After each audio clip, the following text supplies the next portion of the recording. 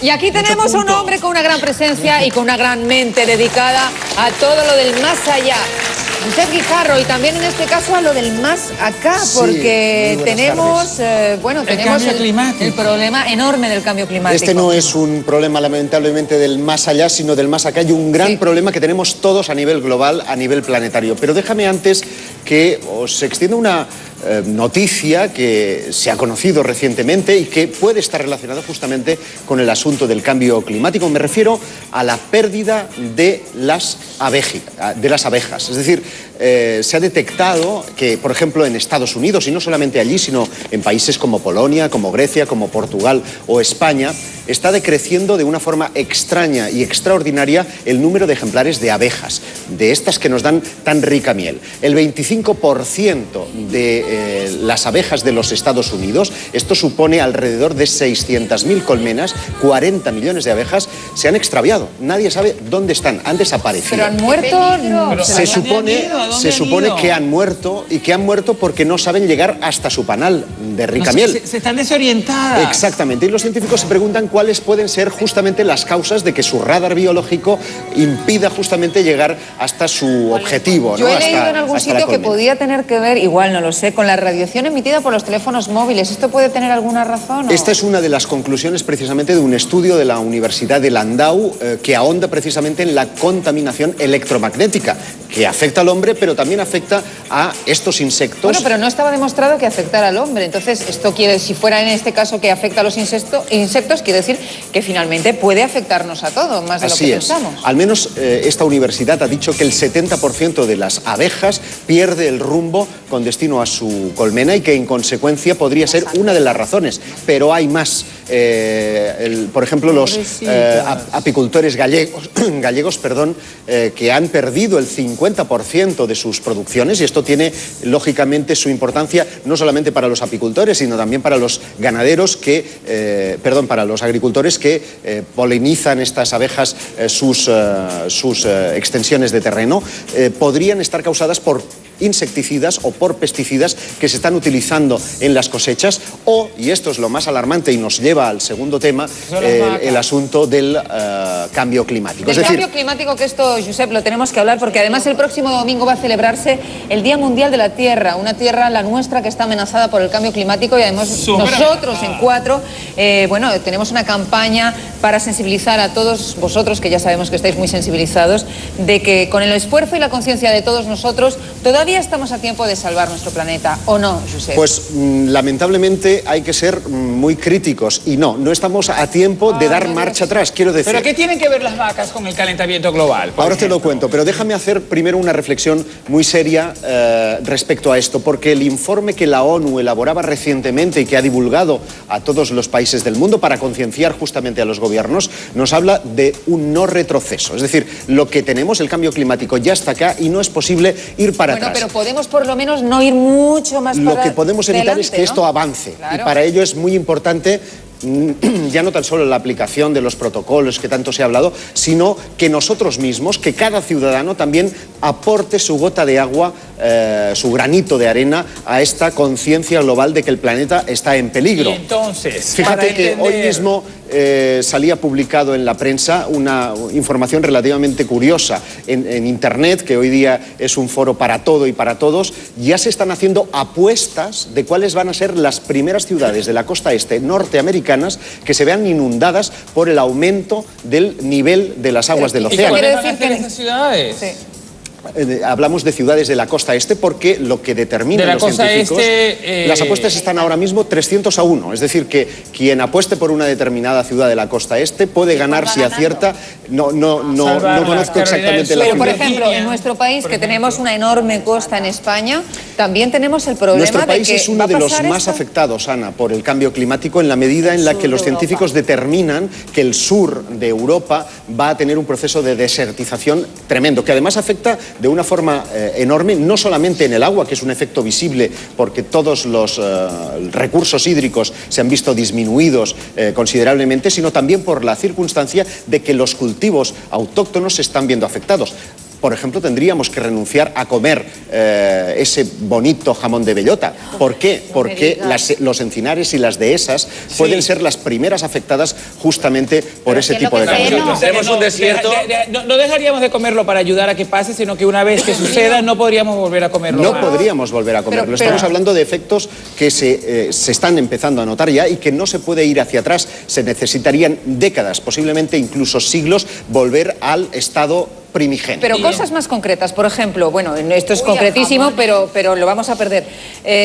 ¿Cuánto contamina un litro de aceite que echamos al fregadero? Cosas que cualquier señora y señor, que también somos todos muy cocinillas, podemos en un momento dado hacer y que no debemos hacer más. Claro, es que más allá de lo que puedan hacer los gobiernos, nosotros tenemos un papel importantísimo a nivel global. Por ejemplo, cada vez que nosotros estamos vaciando el aceite sobrante de la sartén, cada litro de aceite que se echa por el fregadero supone contaminar 200.000 litros de agua potable. ¿Y qué hay que hacer con ese aceite entonces? Pues reciclarlo. Es decir, lo que tenemos que hacer es aumentar nuestra conciencia ecológica. Existen ya centros, los ayuntamientos están... ¿Lo metemos en una botella de cristal? Lo podemos meter en una botella de cristal y llevarlo a reciclar.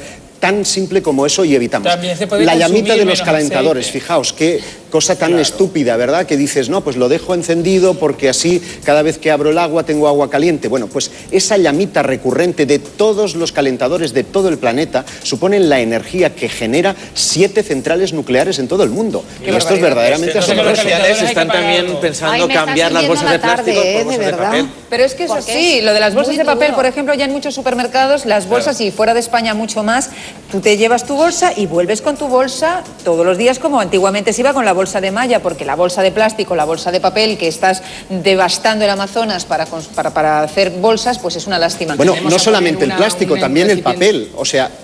una tonelada de papel implica talar 14 árboles de 25 metros de altura cada uno y utilizar además una cantidad ingente de agua. Pero oye, lo de la carne, como te preguntaba. A ti te ha encantado lo de las vacas. Comer carne no es que nuestros es hábitos alimenticios también tienen un impacto en el cambio climático. Y me explico. Cada vez que nosotros nos comemos una hamburguesa, está hecha, como es lógico, de carne de vaca. Bueno, pues hoy día, y esto es una anécdota muy divertida, una vaca consume una cantidad ingente de cereal, 16 kilos de cereal para conseguir 1 kilo de carne. Y eso supone además 20.000 litros de agua y supone también gasolina para lo que supone criar a esta vaca en un sistema agrícola de producción. Pero es que además, tanto su estiércol como sus pedos, el pedo de vaca, está liberando a la atmósfera metano por un lado y óxido nitroso. Esos dos componentes suponen un 5% de los gases del efecto invernadero. Una vaca suelta en el campo, ya sabes, como dicen, el buey suelto bien se lame. Hombre, todos emitimos metano a la atmósfera, pero que evidentemente... ¿Pero nosotros también contaminamos de esa manera? Lógicamente, también emitimos metano a la atmósfera, pero no podemos eliminar humanos. Es peor que un coche, entonces. Un coche, o sea, una vaca lechera europea estaría generando esos gases de efecto invernadero como un coche recorriendo 50 kilómetros. Es decir, ¿cómo se puede hacer para que las vacas comer menos carne? Porque fíjate... No, a la vaca no la puedes contener, Rosa. Tú a una vaca le dices, aguanta, y ella... Se está estudiando la posibilidad de tratar las vacas para que no produzcan así es. Las pobres vacas van a explotar. No tiran de sábana, como decía Cristina Tarrega. Y lo que es más importante, el cambio de ámbito de alimentación, ¿no? Es decir, con ese mismo cereal que estamos alimentando a la vaca, podríamos, con un 15% solamente de lo que se utiliza en ganadería para alimentar al ganado, podríamos estar eliminando toda el hambre del tercer mundo, que se dice pronto, ¿no? Es decir, que en lugar de consumir esos 135 kilos de carne por americano per cápita frente a los 90 de España o los 2 de Indonesia, a lo mejor un cambio de ámbitos alimenticios. De que vamos a dejar de comer jamón, todo esto, como cuántos años que tengo yo que echar cuentas de a ver si me va a comer a mí o no me va a comer. El problema no somos nosotros, el problema son nuestros hijos, el problema son la descendencia. Nosotros tenemos una responsabilidad. Hay que pensar en los hijos de los demás. Tenemos una responsabilidad que es que este planeta lo hemos encontrado en unas determinadas. Está claro que los españoles dejaremos desierta España, pero la dejamos alicatada, eso sí. Alicatada de arriba abajo. De ladrillo bien puesta. Para concienciar, tiene que haber algo de verdad para que nos lo metamos en la piel. Porque la gente parece que, uy, aún resulta muy lejano, esto no me va a llegar a mí, no pasa nada. Los efectos voy al mercado y sigo teniendo la miel y la carne y el no sé cuántos. Los efectos se están notando ya, es decir, lo estamos contando con esto de las abejas, lo estamos contando con el asunto de la producción de jamón por la falta justamente o la desertización de parte del terreno, pero está ocurriendo, por ejemplo, en las cuencas hídricas, donde los recursos son cada vez menores y, por supuesto, eso implica el que, desde luego, no puede abrir el grifo cada vez que quiere, además, Josep, no puede conseguirlo. Somos unos caraduras, puedo decirlo así, los habitantes del primer mundo, del mundo desarrollado, porque estamos acostumbrados a abrir el grifo que no salga agua, a coger el papel higiénico, a tener aquí un montón de papel. Ana, pero ¿qué pasaría si los países que están en vías de desarrollo, como por ejemplo China, que es un país muy desarrollado, pero que no tiene una sociedad de consumo como la nuestra, si todos los chinos quisieran tener su propio coche y además utilizaran papel higiénico? Es que eso es tremendo, porque puestos a hacer números, es divertidísimo comprobar como si los 1.000 millones de chinos que hay en China quisieran cambiar sus hábitos y hacer lo que hacemos, es decir, utilizar el papel higiénico, ir en coche, pues necesitaríamos 4 planetas Tierras o más para generar los recursos. Pero con lo cual, ¿qué significa? Pero ahora, hoy día, no utilizan papel higiénico los chinos. Lamentablemente no, Boris. Es poco glamuroso, pero no. No lo utilizan. Hay agua y la manita. Utilizan el bidet. El bidet es lo que más se utiliza allí. Hay piedras. No, es que yo soy un gran empleador del bidet. Yo creo muchísimo en el bidet. No, pero el bidet no, porque los árabes tienen al lado del baño como una especie de manguera, que ellos no utilizan papel higiénico, es que es mucho más limpio. Es que es verdad. Date cuenta que además la industrialización de China le ha convertido justamente en el primer país contaminante de todo el mundo y que 16 de las 20 ciudades que contaminan más del mundo están justamente en China. Pero ojo, eso para ellos también supone un grave conflicto, en el sentido de que es verdad que han prosperado enormemente, que han tenido o tienen un montón de posibilidades más que hace años, pero por ejemplo el nivel de luz del sol en China ha decrecido 3,7 vatios. Es terrible lo que nos cuentas. Desgraciadamente este tema lo tendremos que volver a tocar porque esto no se ha parado. Nosotros vamos a seguir, de hecho había un mensaje que decía, ¿qué hago con el aceite que reciclo? ¿Por qué no lo sabe? Vamos a intentar contarnos. Hay sitios de reciclaje, pero tendremos que responderlo. Hoy, por lo pronto, vamos a ver esta noche a las 10 una serie que nos encanta, que es Entre...